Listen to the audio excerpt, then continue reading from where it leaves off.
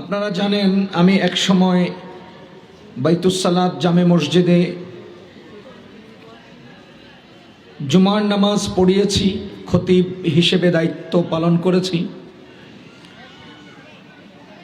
এখানকার যুবকদেরকে সাথে নিয়ে কিছু দ্বীনি কাজ করার জন্যে যুবকদের আন্তরিক ইচ্ছায় আমরা এই আল ইকরাম ইউথ ফাউন্ডেশন নামে একটি অরাজনৈতিক সেবামূলক সংগঠনের কার্যক্রম শুরু করেছি। আলহামদুলিল্লাহ, এলাকার গণ্যমান্য বিজ্ঞ মুরব্বীগণ, যুবকগণ সবাই এই সংগঠনের সাথে অত্যন্ত আন্তরিকতা নিয়ে সংযুক্ত হয়েছেন।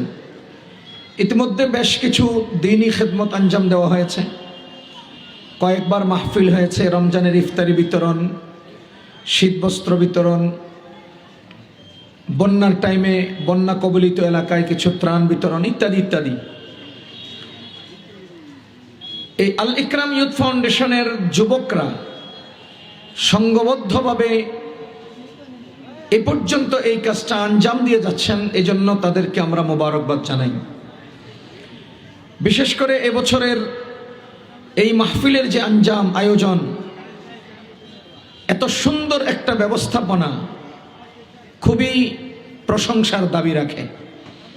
আল্লাহ তাআলা এই সকল যুবকদেরকে ছোটখাটো বিষয়গুলো দাফন করে সমাজের, দেশের, জনগণের উপকারের স্বার্থে, দ্বীনের স্বার্থে সবাইকে সংঘবদ্ধ হয়ে এই কাজ কিয়ামত পর্যন্ত ধরে রাখার তৌফিক দান করুন।